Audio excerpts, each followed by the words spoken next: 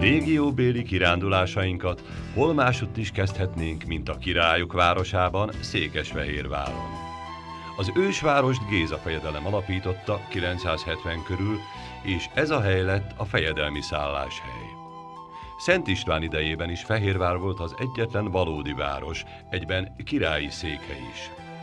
Hagyományosan Fehérváron koronázták a trónra lépő királyokat is, és itt őrizték a koronázási jelvényeket, itt működött a kincstár és a királyi levéltár, valamint több nagyuralkodó temetkezési helye is e város falai között volt.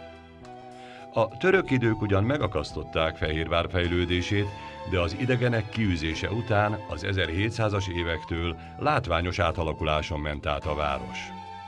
Ekkor alakult ki az ország legegységesebb barokk belvárosa is. Ha eljönnek, itt megnézhetik a püspöki palotát, a régi városházát, valamint a ferences templomot és a rendházat. A Szent Anna kápolna a török fennhatóságot is túlélte.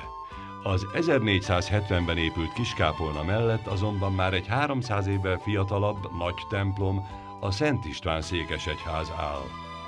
Végül megmutatjuk önöknek, mit láthatnak a madarak, ha a hajdani királyi város fölött visz az útjuk.